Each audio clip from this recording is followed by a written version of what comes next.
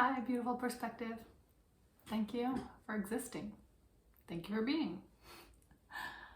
I remember at some point in my journey, I asked myself the question, what would it look like to love myself unconditionally?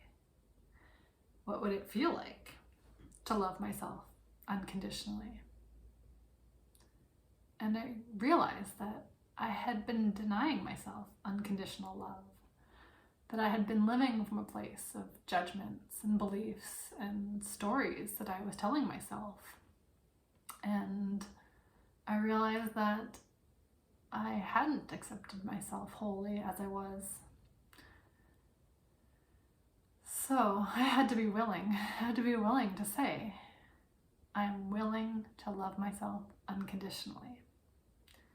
And the more I asked the question, the more the doors started to open and answers started to come.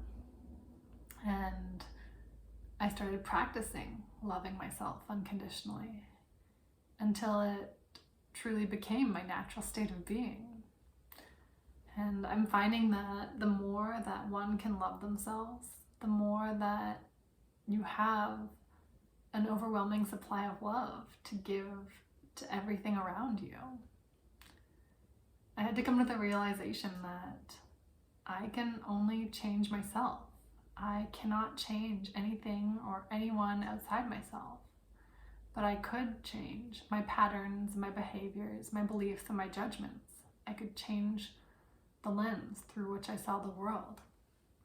And I found that the more I could allow myself to be exactly as I am, and the more I could love myself exactly as I was or am, the more I'm able to allow and love everything outside of myself and everyone outside of myself exactly as they are. So I'm learning to accept myself wholly as I am. I'm learning to accept and love every part of myself. To accept and love myself, not despite of my shadows or weaknesses, but because of them, because they make me who I am.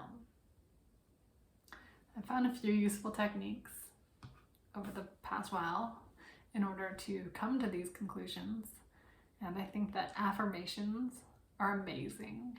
I found that our beliefs are simply thoughts and ideas that we repeat to ourselves over and over again until we assume them to be true.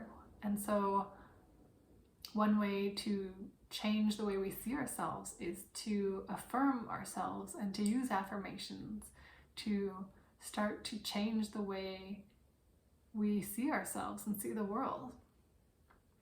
And a super useful way of doing this is looking in the mirror. Looking into your own eyes and catching that glimmer. Looking into your eyes and saying, I love you. Saying, I'm proud of you. And I forgive you. Another one I love, I remember hearing this on a podcast once, but yelling out, I'm the baddest bitch I know. Which I think is super useful and fun. And you could say, another thing I heard was, I am perfect as I am, and so is my desire for more. I am perfect as I am, and so is my desire for more. And Mel Robbins, I think that's her name, has this super cool technique where you give yourself high fives in the mirror. Every time I would pass by a mirror in my house, I would stop and look at myself and give myself a high five.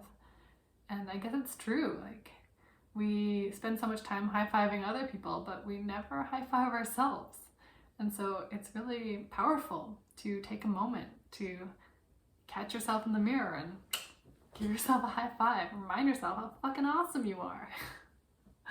And the more I learn to love myself, the more I open up to loving myself unconditionally, the more I start to notice that love is literally all around me. And love becomes the lens through which I see the world, has become the lens through which I see the world. So when I've been able to move into that space of loving myself unconditionally, the entire world appears as an expression of love and beauty and truth. I want you to know that you are whole and perfect and beautiful and loved simply for existing. And I love you. But I truly believe that one of the most important things you can do is learn to love yourself the most. Thanks for existing.